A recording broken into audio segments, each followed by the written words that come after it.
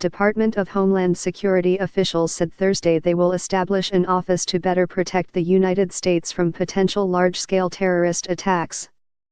Newly confirmed DHS Secretary Kirstjen Nielsen, who was sworn in Wednesday, said the goal of the Countering Weapons of Mass Destruction, CWMD, office will be to elevate and streamline DHS efforts to prevent terrorists and other national security threat actors from using harmful agents, such as chemical, biological, radiological, and nuclear material and devices to harm Americans and U.S.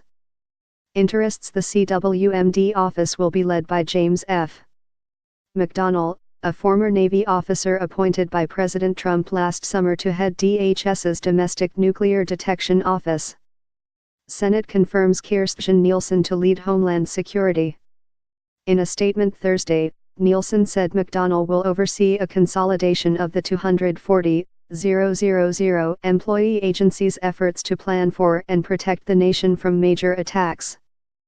The United States faces rising danger from terrorist groups and rogue nation-states, Nielsen said. That's why DHS is moving towards a more integrated approach, she added. As terrorism evolves, we must stay ahead of the enemy, and the establishment of this office is an important part of our efforts to do so. Several of the 22 sub-agencies at DHS are central to U.S. counterterrorism efforts, including the Transportation Security Administration, U.S. Customs and Border Protection, and the U.S. Coast Guard. Nielsen, who has a background in cybersecurity and disaster preparation, was picked for the job by White House Chief of Staff John F.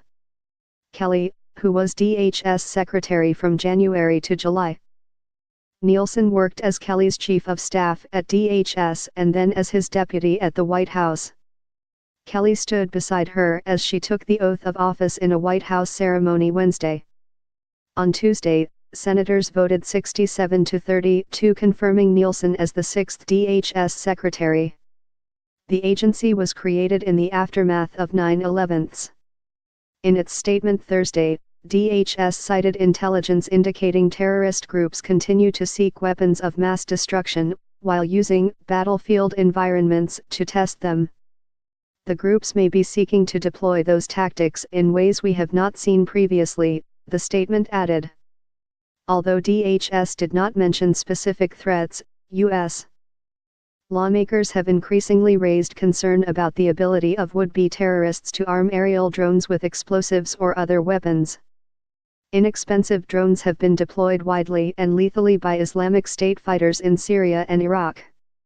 The new DHS office will centralize the agency's efforts to protect the country against the potential use of a nuclear device or other powerful weapon, according to Thursday's announcement. Certain weapons of mass destruction, once viewed as out of reach for all but nation-states, are now closer to being attained by non-state actors, the DHS statement said.